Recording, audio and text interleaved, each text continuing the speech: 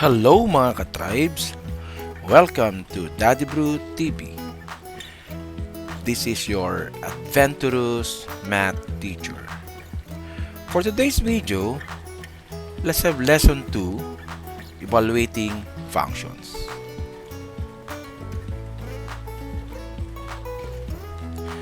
Finding the value of x for most of the students is what mathematics is all about. Sometimes, it seems to be a joke for the students to evaluate an expression, like what is shown by the illustration.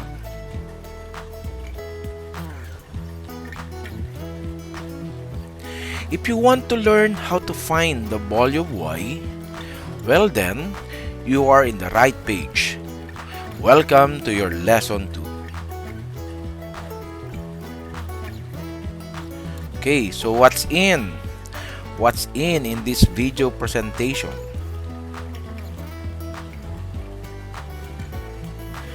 Before we begin, let's go back to the time when you first encounter how to evaluate expressions. Do you still remember? Now, given the following expressions, find its value if x is equal to 3. Number 1, the expression is x minus 9. So how to find the value if x is 3? All you need to do is to substitute 3 in the variable x. That is, bring down the given constant. So what is 3 minus 9? That is now equal to negative 6. For number 2 expression, the expression is 3x plus 7. If x is equal to 3, then let's substitute it in the given variable. That is now 3 times 3 plus 7, which is now equal to 9 plus 7. Then 9 plus 7 is equal to 16. And that's the value of the expression if x is equal to 3. Number 3, x squared plus 4x minus 10. So again, if x is 3, we have 3 raised to 2 plus 4 times 3 minus 10. So what is 3 squared? That is 9. What is 4 times 3? That is 12. Bring down minus 10. Then let's simplify. What is 9 plus 12? That is 21. Minus 10, that is 11. And that's the value of the expression when x is equal to 3. Number 4, the expression is 2x squared minus 6x plus 26. Okay, same rule. If x is 3, then let's substitute squared. Minus 6 times 3 plus 26. Let's simplify first inside the parentheses. That is 3 squared, that is 9 times 2, 18. Then negative 6 times 3, that is minus 18 plus 26. So 18 minus 18 is 0 plus 26, the answer is 26. Okay? Last, number 5. The expression is 3x cubed minus 6. Same rule. Substitute our x, that is 3 cubed minus 6. Okay, bring down 3 and then let's simplify 3 cubed. That is 3 times 3, 9 times 3, 27. Minus 6. Now, what is 27 times 3? That is 81. Minus 6. And 81 minus 6 is equal to 75. And 75 is the value of the expression 3x cubed minus 6 when x is equal to 3.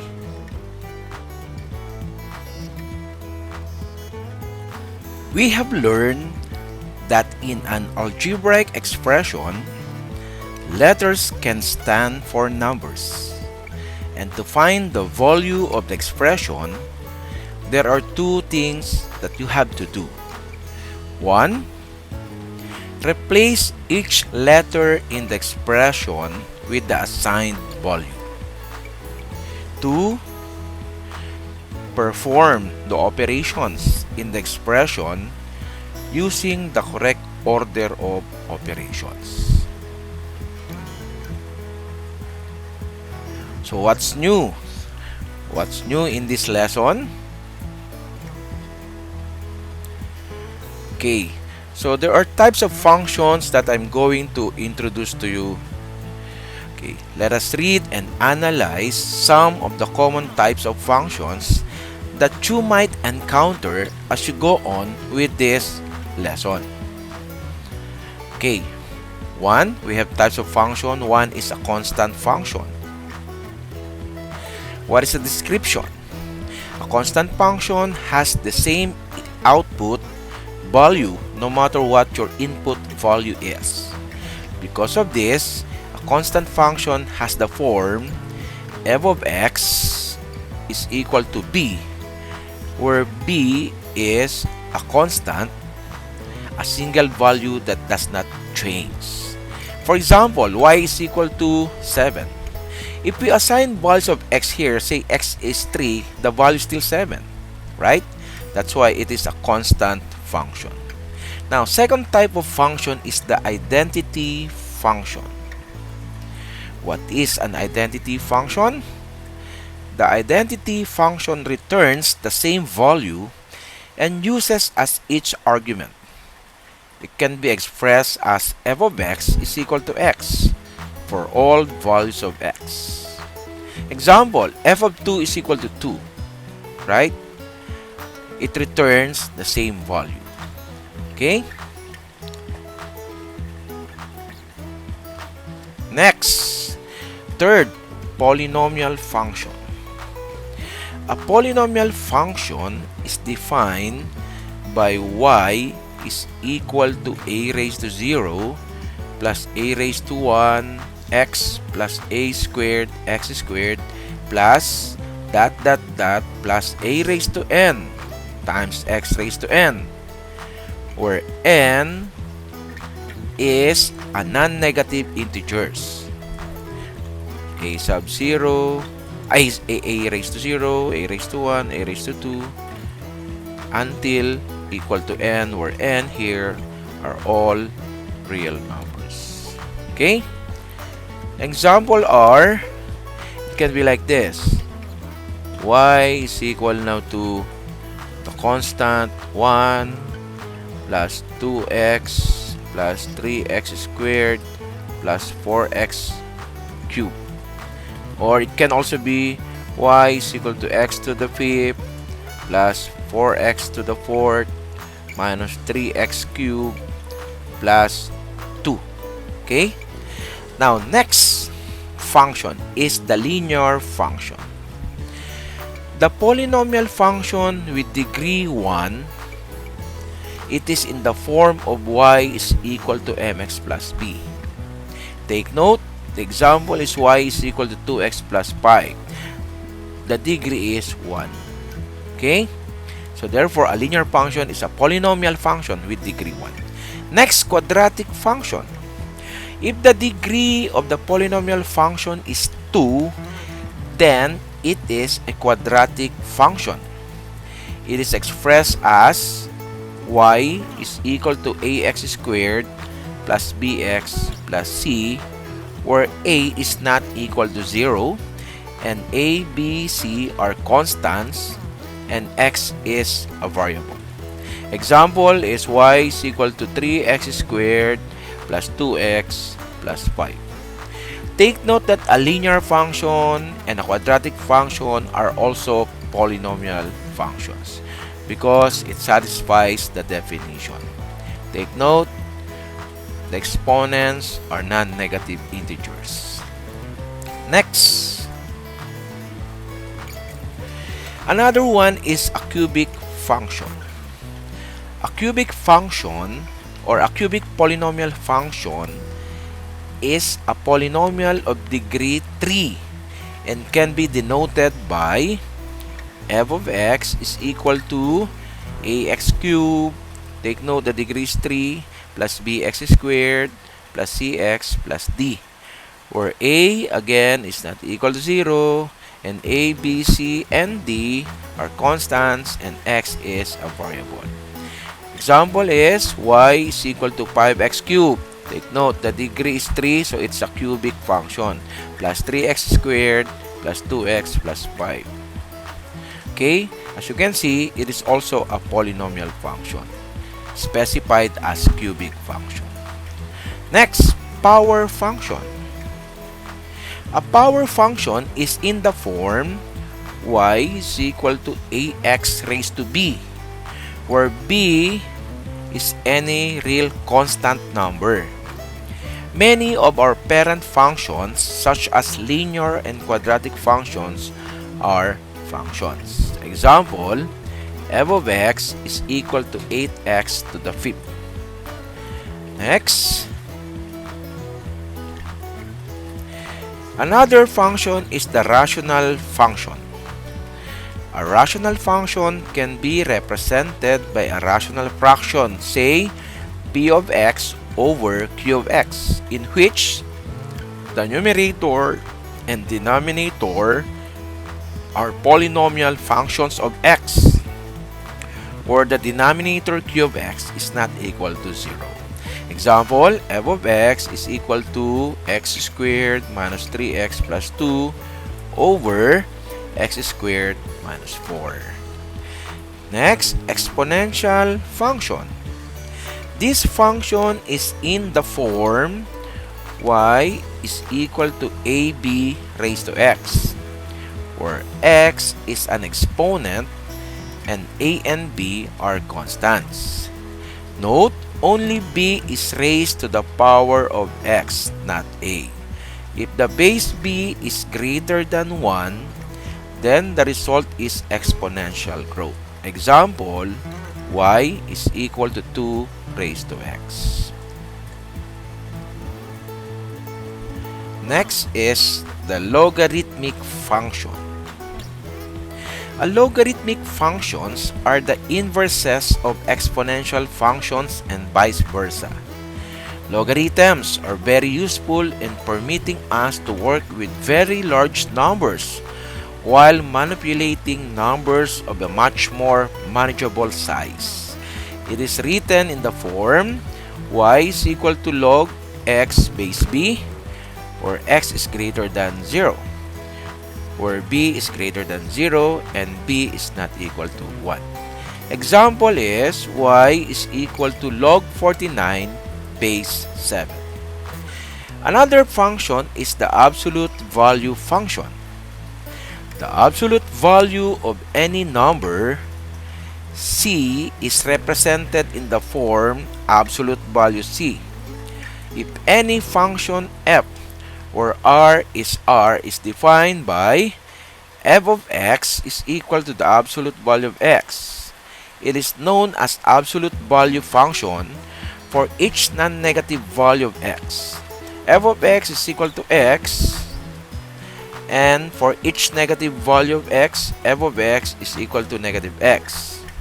That is, f of x is equal to x if x is greater than or equal to 0, negative x if x is less than 0. Example, y is equal to the absolute value of x minus 4 plus 2. Okay? Next, the last one. Last type of function is a greatest integer function. If a function f, where r is a real number, r is defined by f of x is equal to the greatest integer function x, where x is element of x. Round up it to the integer less than the number. Suppose that the given interval is in the form of x and x plus 1.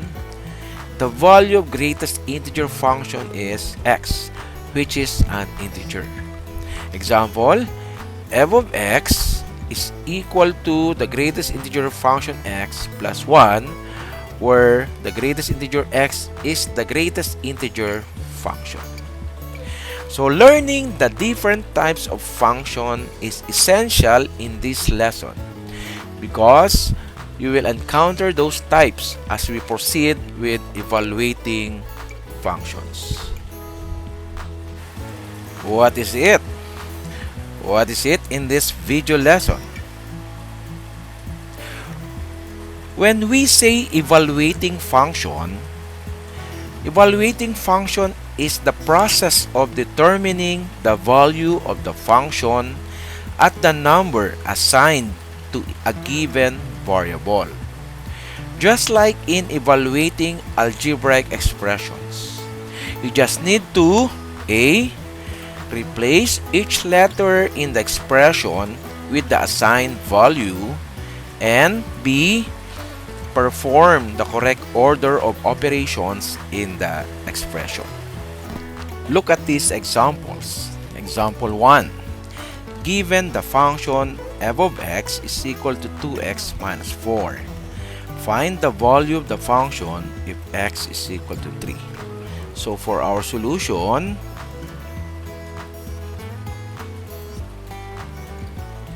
the given is the function f of x is equal to 2x minus 4. Now, let us replace the letter x and assign 3. That is now 2 times 3 minus 4. And then, let's perform the operations. What is 2 times 3? That is 6 minus 4. And what is 6 minus 4? 2. So, therefore, f of 3 is equal to 2. Next, example number 2. Given g of x is equal to 3x squared plus 7. Find g of negative 3. So for our solution,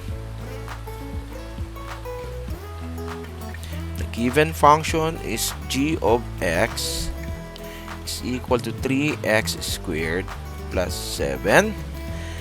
So the value of x is negative 3. So let's replace x as negative 3.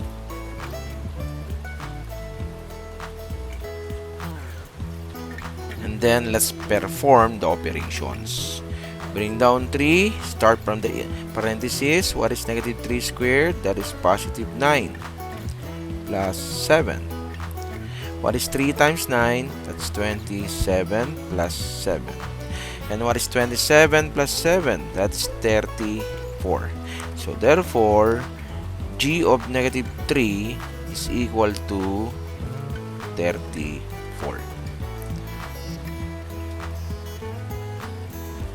Next, example number 3. Given g of x is equal to the square root of 3x minus 2. Find g of 9. So, solution,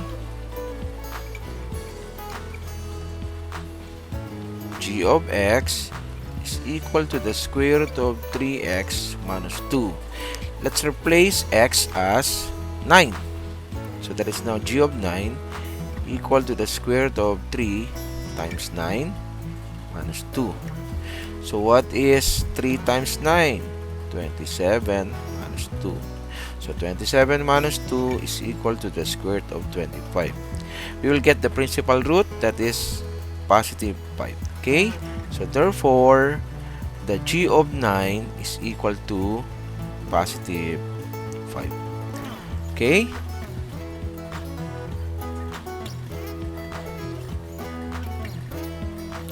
Example number 4.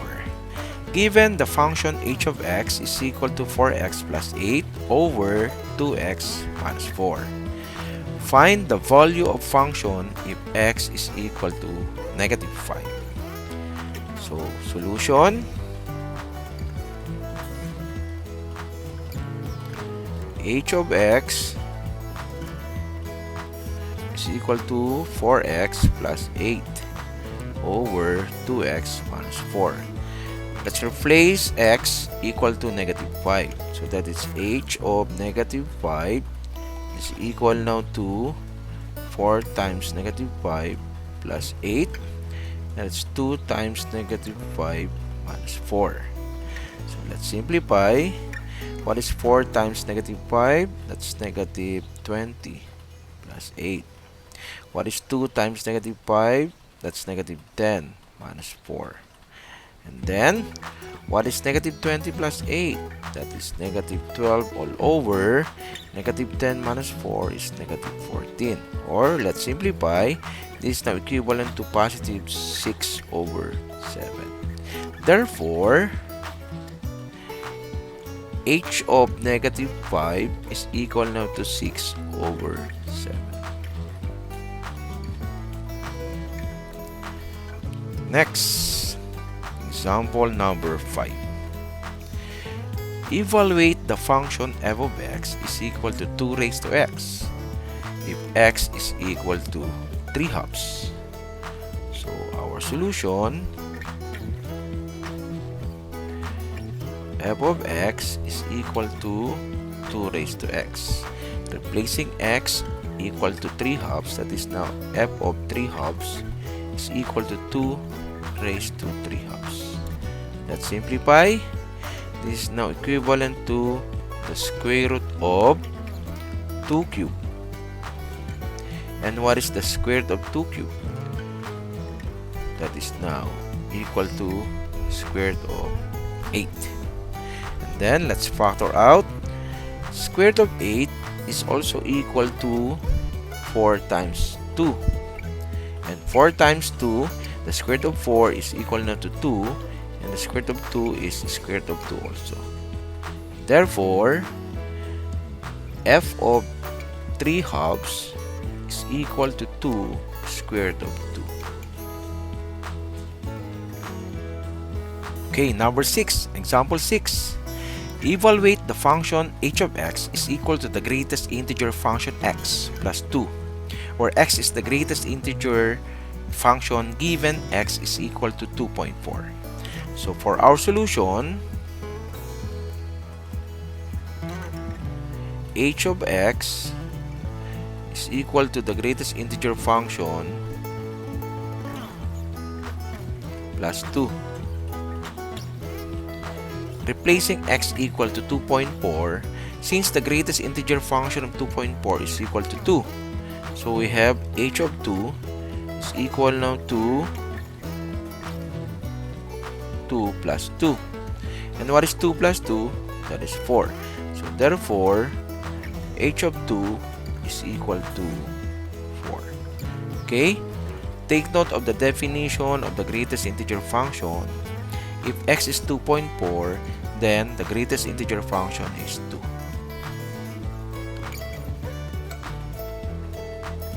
Example 7. Evaluate the function f of x is equal to the absolute value x minus 8, where x minus 8 means the absolute value of x minus 8 if x is equal to 3. So, solution. The given function is f of x is equal to the absolute value of x minus 8. Replacing x equal to 3, we have f of 3 is equal to the absolute value of 3 minus 8. And what is 3 minus 8?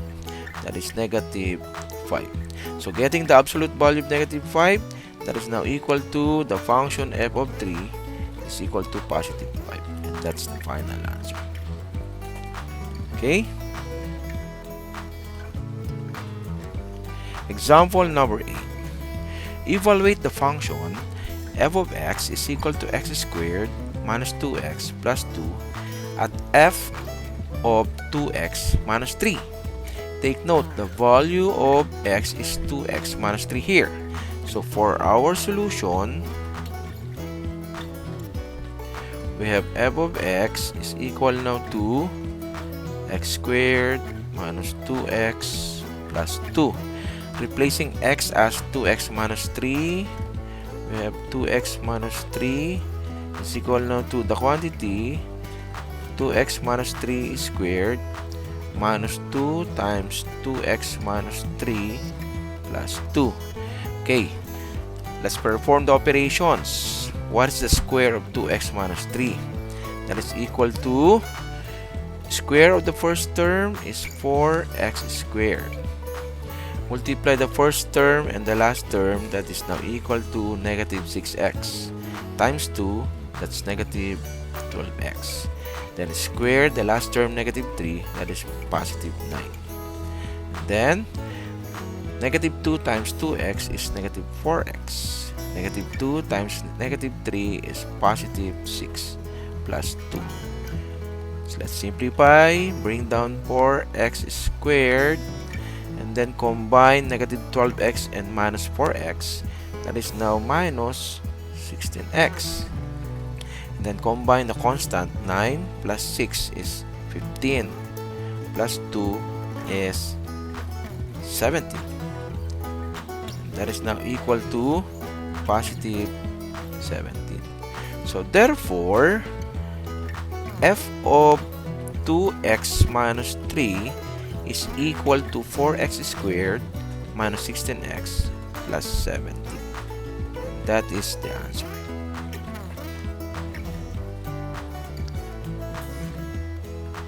Thank you for watching. See you on my next video. Bye.